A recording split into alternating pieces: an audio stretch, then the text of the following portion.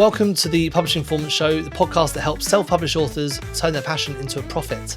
Now, I'm your host, Teddy Smith, and if you're serious about building a sustainable business, then you're in the right place. Every week, I sit down with successful authors, industry experts, and publishing professionals who share their exact strategies they use right now to how they've grown their business, grow their readership, increase their book sales, and essentially to make a bit more money. Now, whether you're just starting out or you're looking to scale your existing publishing business, you'll walk away from every episode with actionable insights you can implement immediately. Now, if you're new here, it would really help me out if you could subscribe either on Apple or Spotify or YouTube or wherever you are. Just simply hit the subscribe button. It really helps the show to get more reach, which means we can get better guests for you and we can help you out in more ways. All right, let's dive into this episode. Hi everyone and welcome to Publishing Performance Show. Today I'm really happy to be joined by Robert Moutal, who is the founder of the Cover Design app. And Robert's someone I've known for a very long time, so it's been great to have him to come on the show. So thanks for joining, Robert. Thank you very much for having me.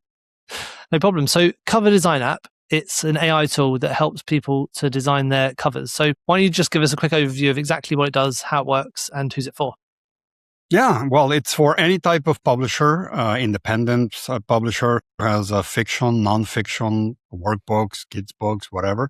And basically what it does is it doesn't just design a cover, it does a whole semiotic and psychological analysis. So it gives you the actual fundamentals of a good design that actually will perform really well. So I have a master's in semiotics and communication. And when I started doing my covers, I am very passionate about design. So I really wanted the design to actually convey the things you want. Because sometimes you see covers, especially in fiction, for example, that have the wrong genre. They may be doing, for example, stylistic fonts. It's a thriller, or they may be using the wrong color when it's a horror genre, or even business books. You may see things that don't really make sense. So, Cover Design app does an analysis of your current cover, gives you a really good score. It does a market intelligence analysis of all the covers in your selected topic, and it builds everything from that analysis. Then creates multiple different versions of each cover, which you can then edit and iterate until you get them right. So is the reason you created this app in the first place because you saw a lot of bad covers out there, or was there another reason? Absolutely. I'm also a publishing coach, so I get to talk to students all the time, and nothing breaks my heart more than when I see a cover that was designed on Canva by someone who thought they had all the tools.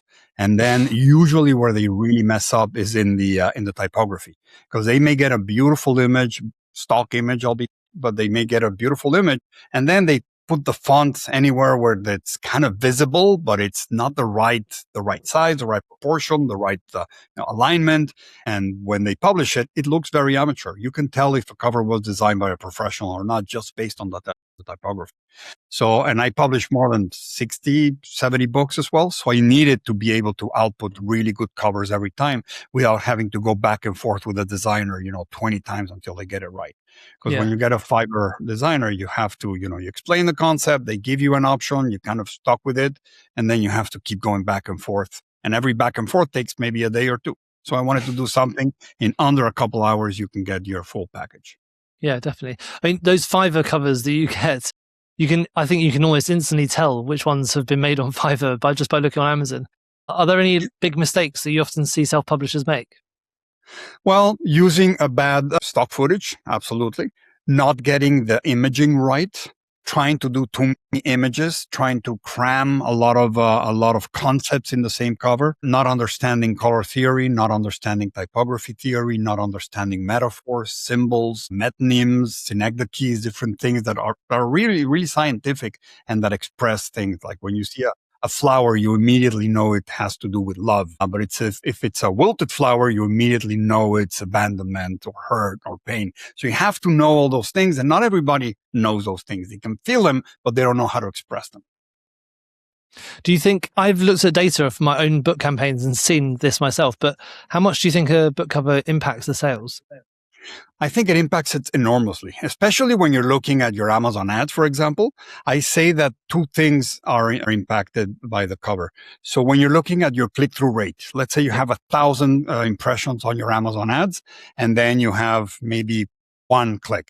That click might have come either because they got the right keyword when they were doing their search, or they stopped at a cover and they clicked on the cover and they went into your store. So the cover is the first stopper whenever they're searching for something.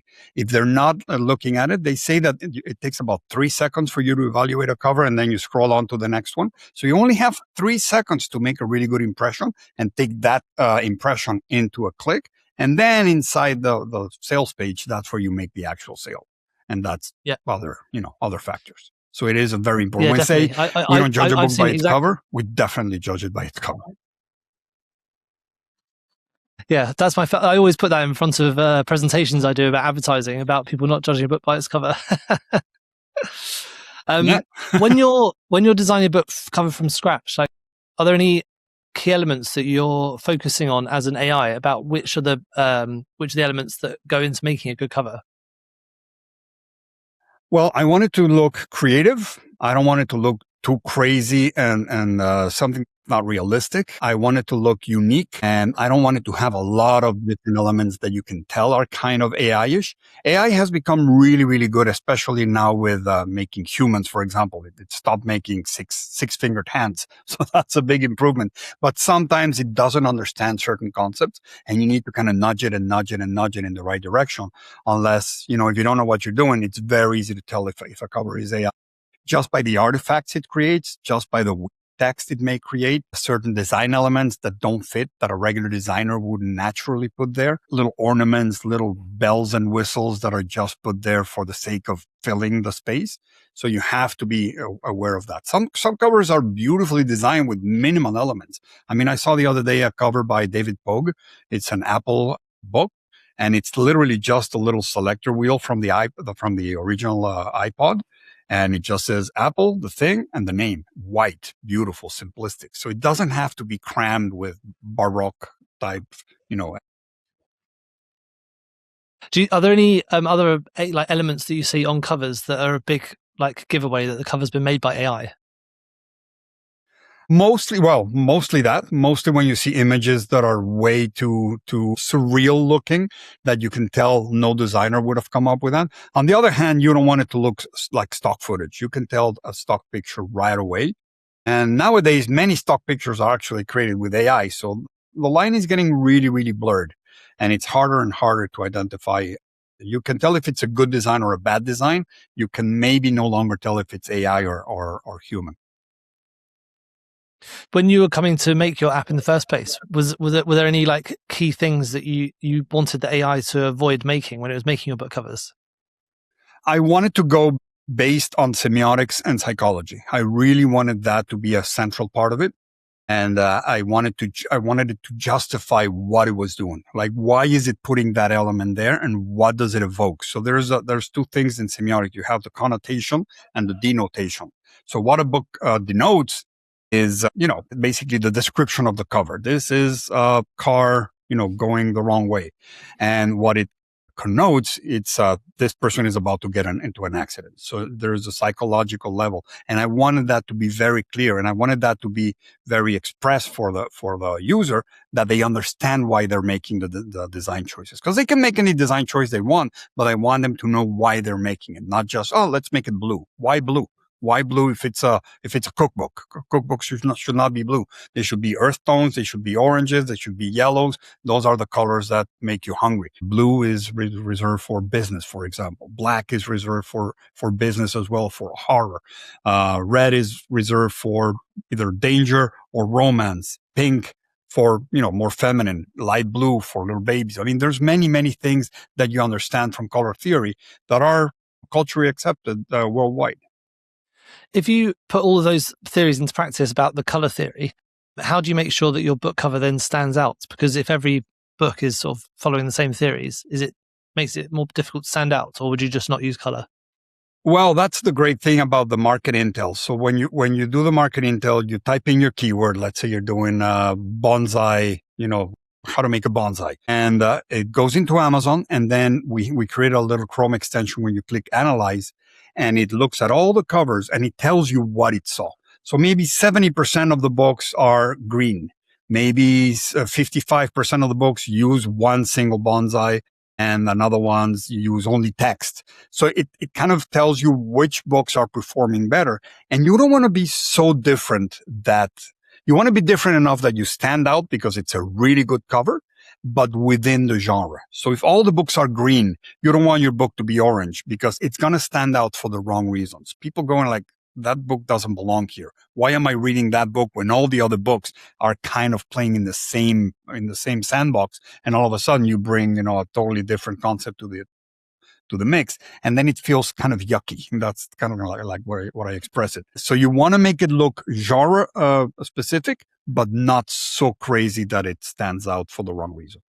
Yeah, definitely. I often see people just change the color of something and hope it's going to just make a big difference. But I think you can just make it, as you say, stand out for the wrong reasons and look a bit like a black sheep. Yes, absolutely. Absolutely. I mean, the biggest change you can really make right away, make the font bigger.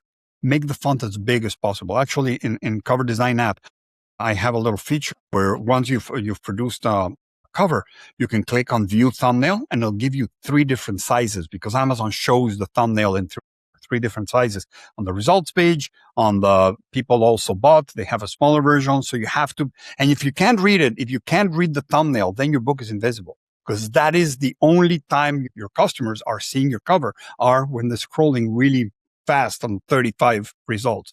So if you can't read it right away, then the thumbnail test was failed. Yeah, definitely. Yeah. So when you go to use Cover Design app, let's go through the step by step. So is the first step that the app does, it does the market research first, or is there a different step first? So I like to do the market research first because it tells you all the things that make the successful book successful and what to kind of do. It gives you a recommendation. It actually uses 2 different AIs to do the analysis and then the recommendations. And then from there, create a design brief and you tell it many, many important things. First of all, of course, the title, the description, the genre. You can feed it certain covers that you like. And so it kind of understands what you're looking for. And then you want to see what the user wants to do. Are they looking, for example, to learn something? Are they looking to fix something that's painful? Like anxiety books, for example, or diet books? Are they trying to fix something? Are they just curious about something new they didn't know about? Are they trying to escape, maybe like a fiction book? So once you understand where they are, once you give them also the target demographics, it's women 35 to 45 going through menopause or whatever. Then you understand the target, and then you tell it what kind of feelings you want to create. Is it joy? Is it excitement? Is it anger? Is it fulfillment? Is it, whatever? And then you tell it what kind of author you are. So let's say I'm a sage, or I'm an explorer, or I'm an adventurer. So depending on the author personality or persona, then it creates a brief. And then from that brief, it says, okay, I envision a book to be this. It tells you, it gives you a color palette. And then you go, okay, create some examples of your vision. Then create your examples, and then you can do it either the main version, you can do a minimalist version, you can do a maximalist version or detailed version. And if you like it, then you start iterating on that. If you don't, you go next direction, and it completely changes. Maybe you want it more colorful. Maybe you want it more detailed. Maybe you want completely different concept. And if you give it that, you create new variations as well. You have enough credits when you subscribe. You have 200 credits to play around with. You have tons of room to make mistakes. Then once you like it, then you start correcting maybe some typos, because AI still makes a lot of typographical errors, especially the best one for design, which is ideogram, makes a lot of mistakes when it comes to words. But then you go into the edit and you go, okay, fix this for this, fix that for that, make this bigger, make this smaller, change the color. And then once you have it, then you go into creating your print version for paperback and hardcover, your audiobook version, and then your A+ content as well. And even your author picture. You can create a pen name author picture. Even from your phone, you can take a picture of yourself and makes it a beautiful portrait for the back cover. Wow. So when you're going to create the cover, how much information do you usually want to give Cover Design app in order for it to give you the best cover? Is there a lot? Can you give it a lot of information, or does it take your book cover and run with it?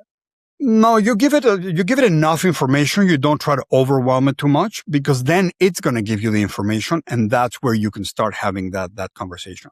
While you're creating the prompts, it actually shows you what prompt is going to send to the AI creator. And then there's a little AI edit where you say, no, I want it to be outdoors, or I want it to be a man with 2 kids instead of 3.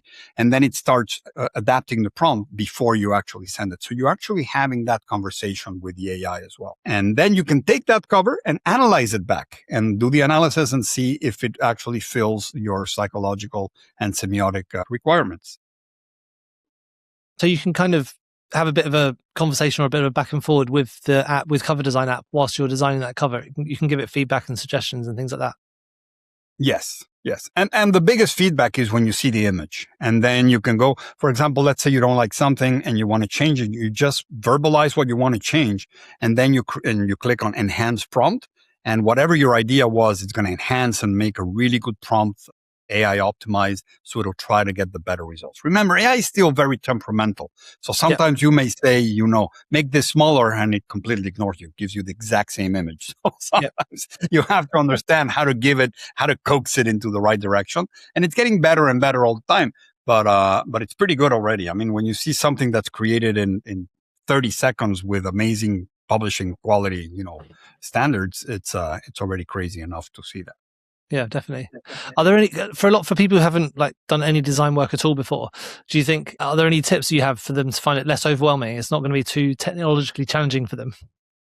It's not going to be challenging at all. I mean, I have a ton of inexperienced publishers, a lot of older people in their 60s, 70s creating beautiful covers. There's a little video where I go and I create the whole visual package in about 20 minutes, from author picture to design to print to A+ content to it even does the Amazon description and the blurb. So even if you don't have any idea what to put in the back, you just feed it your PDF and it creates the blurb ready-made for the back.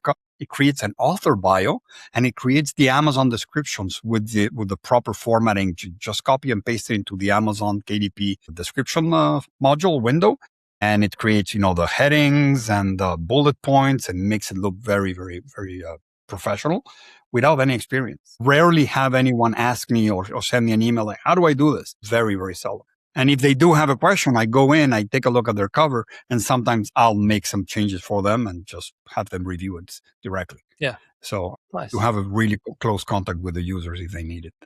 Yeah, that's really cool. Have you seen any people who have been using actual designers to make covers come over to you and talk about the differences? Oh, a ton. The other day I had someone who had her cover for some, it was like a greenhouse book. And she was not happy with it at all. And we recreated the whole cover completely. And from there, she actually did a couple of different books in the same series. So that's the other beautiful thing. You can take a designer cover.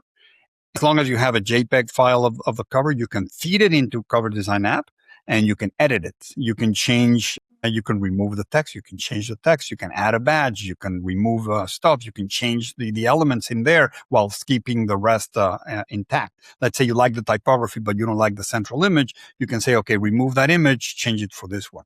If you want to translate your book, for example, you can just go and say, translate this cover into French. It'll do it.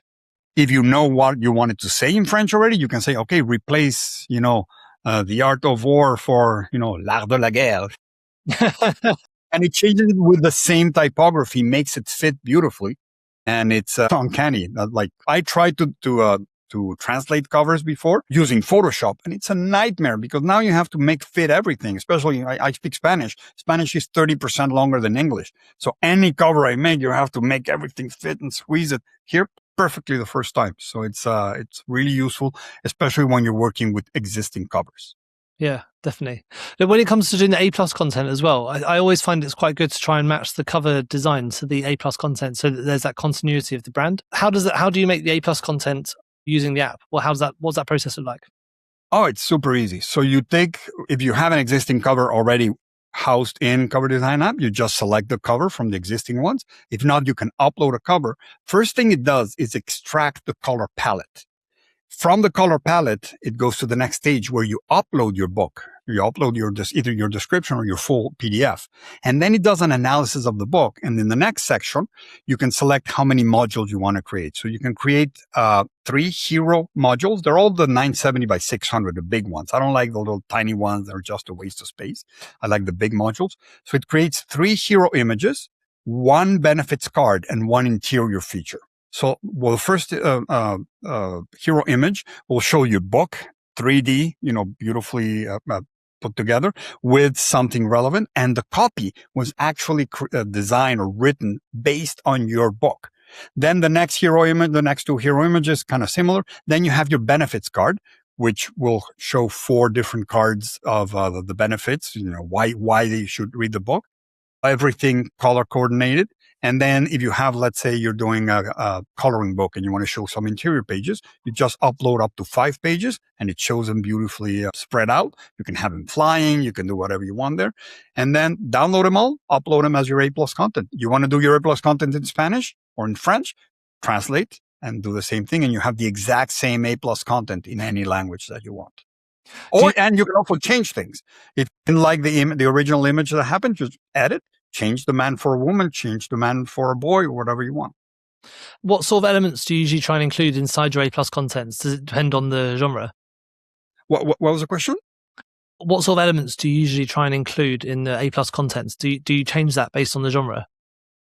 Yes, absolutely. Absolutely. Like I wrote a novel and it's a science fiction novel. So it created everything very technological and lots of tension. Whereas I have another one that's about, anxiety, and you have a person sitting down looking kind of sad. So it actually takes the whole concept, same design principles, and it'll use real stock footage, even though it's not stock footage, generated footage of whatever you wanted to do. And again, you can direct it to give you whatever you want. Yeah. That's amazing. The A+ content I've noticed has a big impact on the conversion rates. Especially for nonfiction books, I find it improves it a lot. Yes. A+ content is basically Amazon gave you a huge window for you to advertise your book within your own page without paying extra. So you have 5 modules where you can tell what your book is about for people who don't want to read the description. The description is mostly for people to kind of peruse quickly, for Amazon to know what the book is about and list it properly. But the A+ content is where they see, okay, if this person put this as an image, that's got to be very important in the book.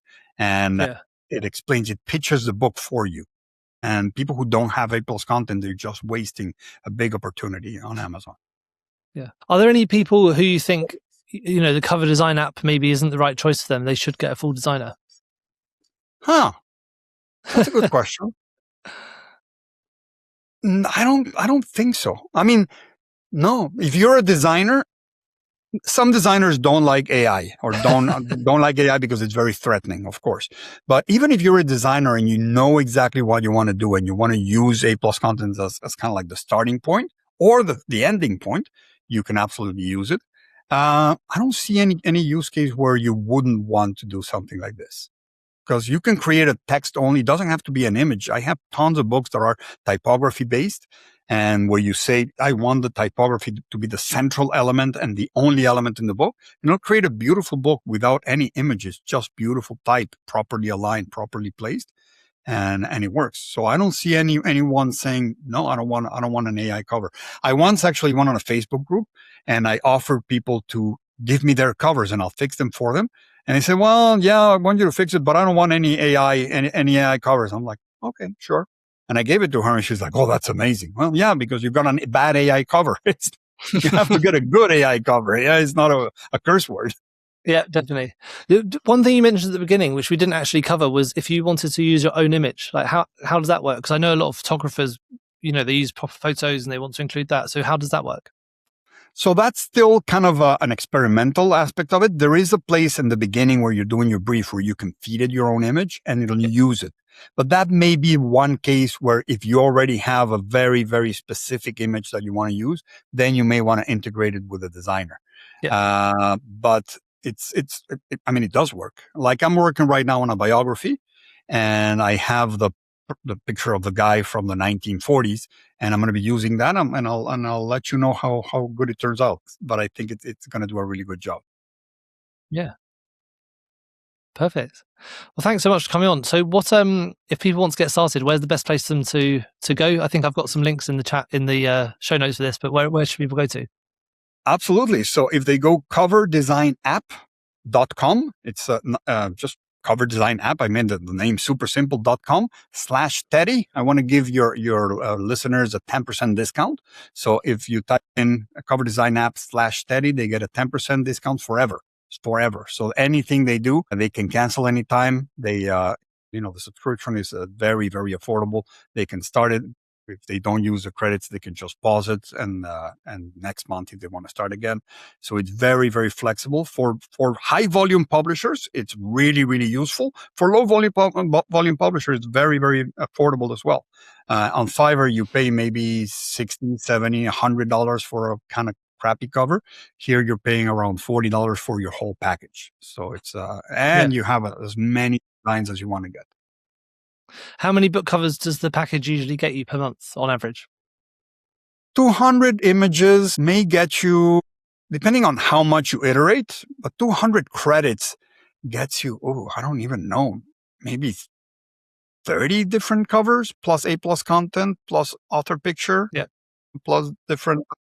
Yeah, I don't think anybody has run out of credits. And if you do run out of credits, you can top it up for the next. Every month they renew. So very, very seldom would someone use so many credits that they'll run out of. I made it so that you really can feel, okay, let's experiment until I have what I really want without feeling like, oh my God, I'm running out of credits. Perfect. Well, thank you so much for coming on, Rob. It's been great chatting. Really good I'm looking forward to starting to use your app. It's going to be really good. So that's coverdesignApp.com/Teddy. CoverdesignApp.com/Teddy. Absolutely. Yes. Thank you so much, Teddy. It's always great talking to you. Yeah, thanks. We'll speak again soon. Thank you. Thank you so much for tuning in to the Publishing Performance Show. I really hope you found today's episode inspiring. I absolutely love chatting to authors, writers, and people in the publishing world. Now, just before we wrap up, I want to tell you about our Publishing Performance Starter Packs. These are curated episodes and collections organised by topic that makes it super easy to find the exact content you're looking for. So whether you're wanting to deep dive into marketing strategies, explore productivity techniques, or focus on any specific area of publishing, we've organised our episodes into targeted playlists just for you. And you can find these all at teddyagsmith.com. And also, whilst you're here, let me tell you about Publishing Performance. It's the #1 platform for authors who want to increase Amazon book sales but aren't really sure where to start. Now, this show is all about helping you to sell more books, and if you're looking to boost your publishing game and to maximise your book's potential on Amazon, then Publishing Performance is designed to help authors just like you to grow your readership and to reach a much wider audience. Now, I know that Amazon ads can be slightly complicated, which is why Publishing Performance is like having a personalised ad account manager to create your ad campaigns for you, to choose your best keywords and to make adjustments in real time and to optimise them over time to save you money and to make more sales. Now, if you're investing in ads, you really want to make sure your investment is being used effectively, and Publishing Performance does just that. It aims to make your budget go further, improve your organic rank, and target keywords more effectively. You can get started with Amazon ads for free for 30 days at publishingperformance.com, and there's a link in the show notes to get that free 30 days trial.